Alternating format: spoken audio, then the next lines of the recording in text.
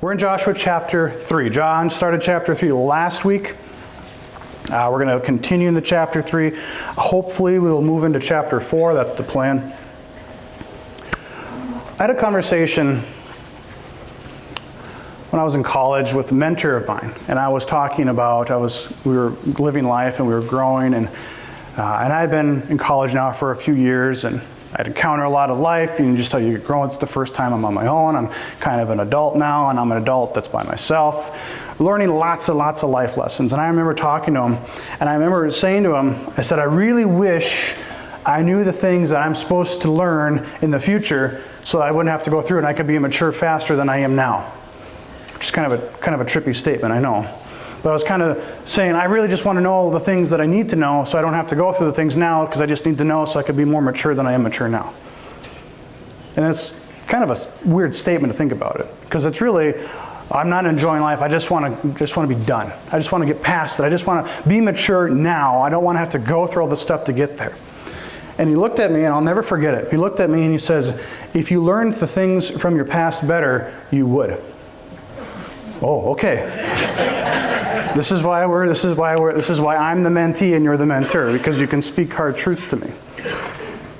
Maybe you guys ever think about this? Maybe it's just being my bizarre way of thinking. How on earth as Christians do we grow? How do we do it? You know, sometimes we just take it for granted, and like we put seeds in the ground, and we give sun, and we give water, and we know the seeds are going to grow, and all of a sudden you put a seed in for sweet corn, and all of a sudden in how many months you have sweet corn? Great, fantastic. But no one ever thinks about how it actually happens, because it kind of just does stuff. Those Christians, maybe it's just the way that I think about life. How on earth how am I supposed to grow? How am I supposed to get more mature? How am I supposed to look more like Jesus? Because that's the goal. John and I have said it 100 times. We want to be more like Jesus than we were. And it's not just a one-time thing. It's not I prayed the prayer and all of a sudden I have arrived. I am a mature Christian. And that's even kind of a weird word in itself. How do I continue to be more like Christ? How do I continue to grow in my faith? How do I continue to get deeper in trust and in faith and in living life? There's so many things out there. There's so many books on there. And how on earth do we grow in this? How do we actually do it? When I look back in my life, can I look back 2 weeks ago and say, I am more mature now in my Christian faith than I was 2 weeks ago? I would hope so, right? That's the goal. I would hope I could do that from this morning to now. That's what I want to do. How can I continue to look more like Jesus? But I think there's a cycle. I think there's not a formula, because we as Christians really like formulas. We like things to be kind of laid out nice and orderly. You do this, and you do this, and you do this, and then you get this. Which is fine, because that's how we like to look at life. But there's more to it than that. There's more to this. I think there's a cycle of constantly coming back to this as we continue to grow, as we continue to learn the lessons that I already should have learned. And that's what he was really getting at with me in all of this talk is I need to learn the lessons of my past better, because that's what I'm going to do the rest of my life. I was just having a conversation with someone last week, and we were talking about, I can't remember the topic, but it's something in the Christian life, like I want to learn to be better at trusting God in the moment. I want to learn to be better at trusting God in the moment. Christianity is not so much like I learn trust and then I'm done. Check that off my list. I'm good. I have a trusting Christian. But it's always something like I did learn trust in that moment, but in this moment, I'm being stretched a little bit more. But God, I've already learned trust. Oh, I know, but there's more to learn. But I don't. You see what I'm saying? Lots of things in Christianity are like this. Faith. I have faith in you, God, and we get stretched.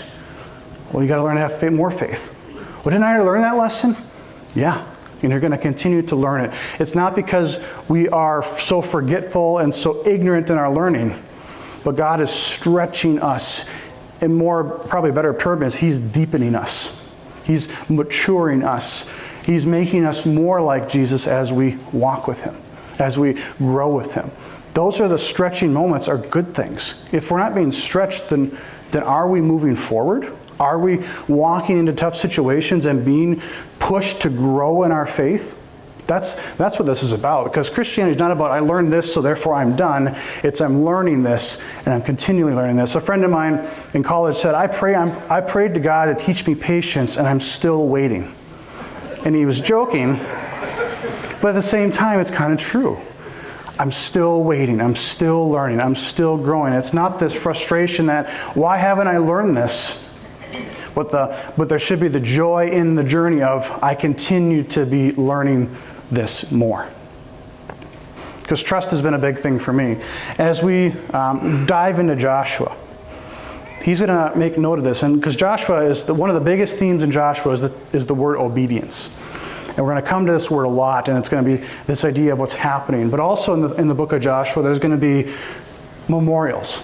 7 times. We're going to see the first of 7 times where they're going to tell the people of Israel to make a rock pile. Okay? Now we've got to define rock pile because we're all from a ranching and farming community.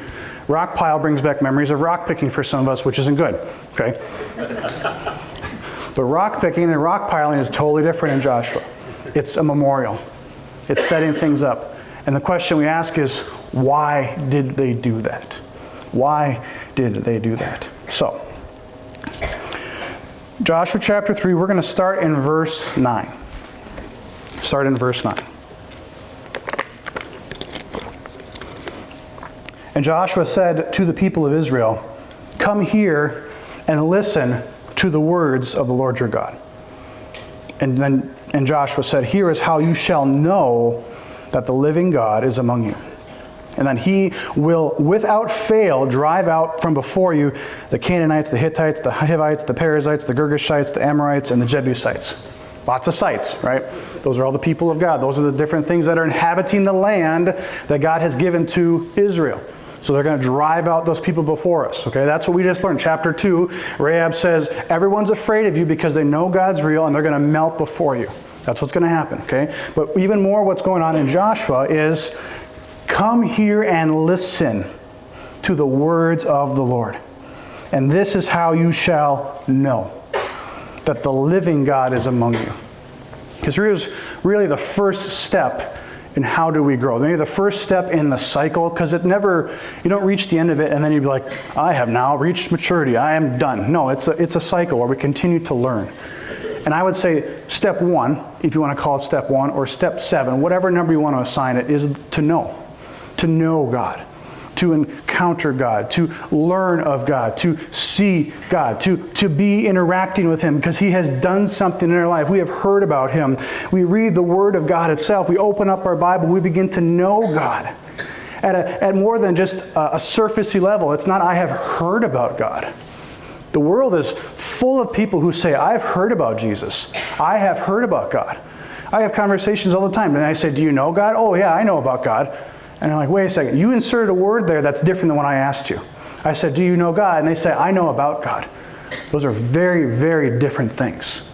Because we have such a gift and a joy in the Bible itself, the Word of God, that we can know God. Now, this isn't a call to just know facts about God. We don't need to be statistical memorization of like we did with sports teams. That's fine. But what we need to know is we need to know God. And how do we do that? By knowing God and abiding in God, by going deeper, by diving into that, by thinking on His Word or abiding in His Word. And this is what Joshua says, come here. Come be a part of this community. Listen, and here's how you will know the living God is among you. Because He's going to drive everyone out. Okay? Now, is that what we want? I know that God's going to be among us because I'm going to walk into Almix and God's going to make it so I'm the only person shopping. No. Because He's going to be faithful to what He said He's going to do. He's going to be faithful in who He is and what He says. I told you I'm going to give you this land, and you're going to come in as this military force, and you're not even going to have to do some of the stuff. I mean, when we get to the Battle of Jericho, they're not even going to have to demolish walls. God's like, I'm going to take care of it. I'm going to give you the land. I'm going to drive the people out. I'm the one who's going to do it. Because that's the other piece of this, is because sometimes we get in these books, because Joshua is a lot about military conquest, we get into these books and we want to talk about, because I'm a World War II guy, I like the history of that, I like to talk about how this battle was won and how this happened. But we get in the book of Joshua and the battles are like, and the Israelites went to battle and God won. That's kind of the theme of the book. Because they obeyed God and they walked into something and God did something incredible and miraculous. That's how you're going to know Him. Okay? This isn't even just, this is step one, how they get to see and to watch and to encounter, and I love the word living God. Because it's so important, especially, I mean, just in general, the Old Testament, because the Old Testament people, they were encountering idols. Wooden idols, stone idols, all sorts of things. Those are, okay, I have frustrations with that because how can you worship something that's a rock? Like, I just have a hard time with that. Like, why would you choose that? But yet, in the same time, in the modern day world, our idols are things that we can't even see. They're things that we just do, like money or success or fame or things that we just have, or identities want to be found in something else. And that's what we worship. But God is the living God. He's not something that is intangible or something that he feels. He is active and alive. The God who doesn't say, I need to create something so that you can worship me. I'm going to put my image in the people who love me so that they can carry it to the world. That's pretty phenomenal. So, verse 11, behold, the ark of the covenant of the earth is passing over before you into the Jordan. Some of the translations you guys have might not have that word behold, but it's actually it's in the original language, and I think it's important because Joshua's, how are we going to know this? Okay, you're going to come and listen, and God's going to drive all these people before you, and that's how you're going to know God. And then he seems like he just shifts all of a sudden. He's not shifting gears and say, behold. But there is this beholding of, and the ark of the covenant will go before you. Behold, God himself will go before you. This is a very, it's not symbolic, but it is, of what's going to happen is going to be the rest of the book of Joshua. As God, the ark, the covenant, the very presence, the seat of God in the Old Testament, is going to go before Israel through the Jordan into the promised land to do the will of God. Just as we in this world as a church are called to not to go into the world and to do stuff and say, God, will you please bless this? But God is already active in the community around us. He's already gone before us. And how are we going to join in what he's doing in this community? Because there are already things happening in this Granite, Monty, around surrounding areas that God is already active in. And we are trying to find that so we can join him and partner in what he's already moving ahead of us doing. That's incredible. God is before us in all things, and behind us in all things, and in us in all things. And here's how this happens. Behold, the ark of the Lord of all of the earth. That's a pretty incredible title. That's what Joshua says right before they're about to cross the Jordan. This magnificent title. It's not just the Lord your God. It's not just the Lord you know. It's not just the Lord, the living God, but the Lord, the ark of the covenant, the God who keeps his promises, of all of the earth, who is the creator God himself, who spoke things into motion. There is not a more all-encompassing grand title about God than that, it seems like, right? And he is passing over before you into the Jordan. Now therefore, take 12 men from the 12 tribes of Israel, each tribe for a man. Okay, this will become important later. And when the soles of the feet of the priests bearing the ark, so they had the big ark box, and they would stick these long big poles through it, and each priest would put a piece of wood on their shoulder, and the other one's over here, so there'd be a number of priests carrying the ark on them, because they can't touch the ark, but they can touch the poles holding the ark. And when the soles of their feet, no shoes, bearing the ark of the Lord of all the earth, again making sure that this is known, when they rest in the water of the Jordan, the waters of the Jordan shall be cut off from flowing, and the waters coming down from above shall stand up in one heap.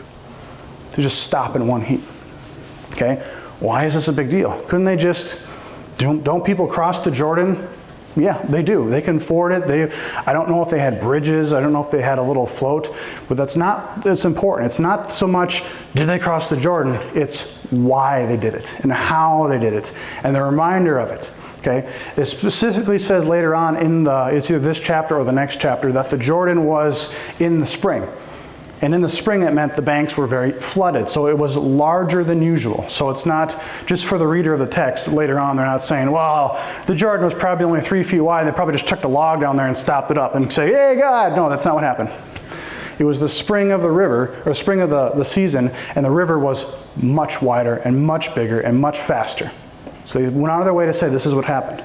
And when the priests get down there and they tramp down in the water and they stand there for a minute, the water stopped. Up the stream, how many miles? The water stopped up in a heap, in a pile. It just went, done. And from then on down the river, dry. Dry. Because sometimes in my mind, when I've always pictured this story, I was like, God's just like, and then they have to like single file through the river, right? No, we're talking like tens of thousands, hundreds of thousands of people have to cross the river. It was a wide berth of dry, okay, in one heap. So when the people set out, this is verse 14, from their tents to pass over the Jordan with the priests bearing the ark of the covenant before the people. And soon as those bearing the ark had come as far as the Jordan, the feet of the priests bearing the ark were dipped in the brink of the water. Okay, now here it says, the Jordan overflows its banks through the time of the harvest. The water coming down above stood and rose up in a heap very far away at Adam, which is about 9 miles up the river from where they were. We're not talking a little bit. 9 miles and miles of the river are dry. Now the priests bearing the ark of the covenant of the Lord stood firmly on dry ground in the midst of the Jordan, and all of Israel was passing over on the dry ground. So here's part 2. Okay, we talked about knowing. We talked about knowing God. Part 2 of our growth cycle, of what do you want to call it that, is doing. Doing. Or maybe you could even insert the word obeying, listening, and actually doing something about it. So often as Christians, we're good at knowing facts and knowing truths. But the Bible has very special, they talk about the people who are faithful to what God is doing are those who listen and then obey it. And then do what they're commanded to do. Because the Bible is very specific on certain things. To go and make disciples. That's a really good idea, I say. It's a really good idea. I think of a story, Francis Chan's a speaker, and he tells a story, it's a made-up story about, he goes, if I told my daughter to go clean my room, and she says, you know what, Dad, I thought about it, and I think that that's a really good idea. As a parent, I would say, that is not what I said. Okay, Dad. And I go back, and then she says, I went back, and I did a study, and I studied the word, go clean your room, and I've memorized it, and it's a really good thing. Okay, but that's not what I said. And you can go on and on and on. You see the story is getting like this. We want to continue to make it more. And he actually takes a step further and says, I went back and I memorized, go clean your room in Greek. No, clean your room. That's the kind of the basic stuff of what it's about. We have God. This is how you will know God. You come and listen to the words. And this is how you'll know the living God. And you're going to see the ark pass before you. He's going to go into the river, and the river is going to stop. And you are to go across into the promised land. And why are we going into the promised land? Is it because this is my land? It's because God has given it to them for the purpose of telling the world about the name God. Telling the world that this is the land that God has given to them because this is the real God. The God who does things, who does the miraculous, who does the incredible, who does the greatest miracle of all and saves us from ourselves to an eternity in heaven. That's the God we're talking about. And He gives us these commands. Okay, God, that's really good. Go and do them, which is hard. Which is why it's part of our growth. Because it's as we are being stretched. It's not just knowing God. That's the first part. Now we know God and we know His Word. Let's do it. Let's go and do His Word. Listen to what He has to say. Okay. Where am I at? Okay, we got time. Chapter 4. I have to flip the page, so you maybe don't have to.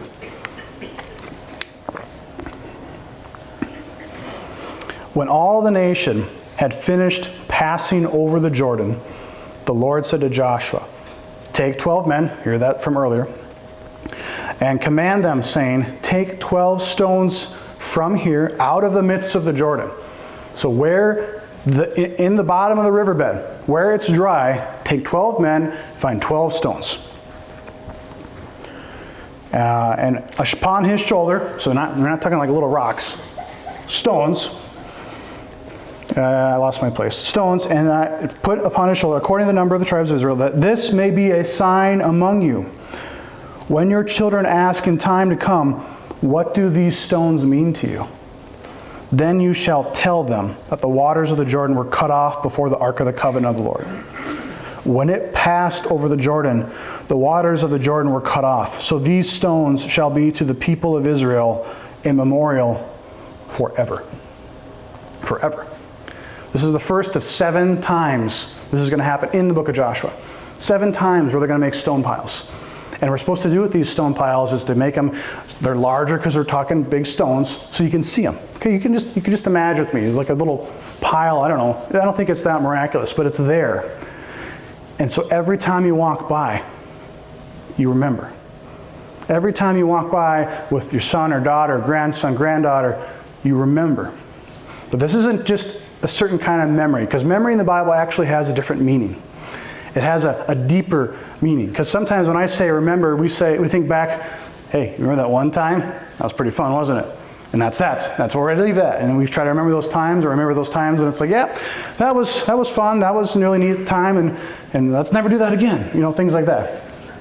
But memory in the Bible is an action type of memory. It's not a memory for the mind, it's a memory for the body. And the text is very specific on that. It's not a memory for us just to leave up here, but it's a memory that compels us. A memory that compels us. Sounds like one of our core phrases. You know, we are ordinary people compelled by an extraordinary God. Do you guys have those places in your life that are kind of special?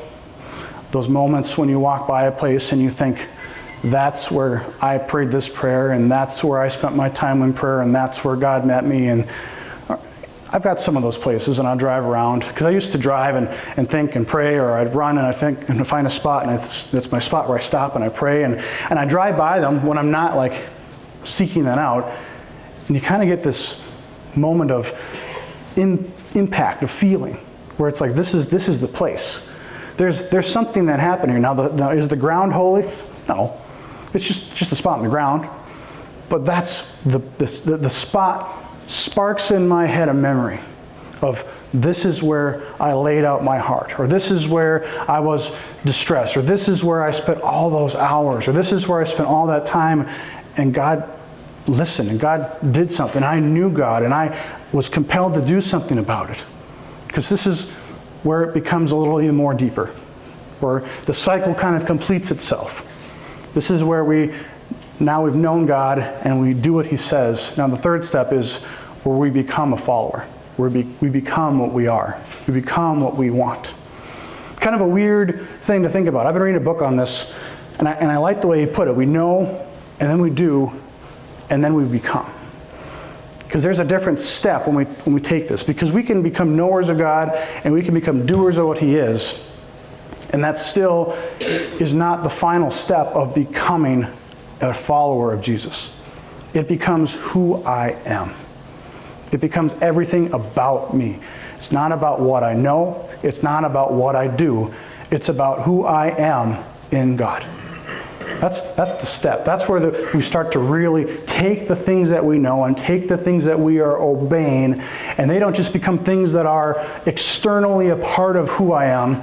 They become who I actually am. My heart has now begun to be transformed. I am no longer the Joel who was a sinner. I still am that, but now I am more like God. And this is a cycle. I mean, does this take a week? There's no timeline on this.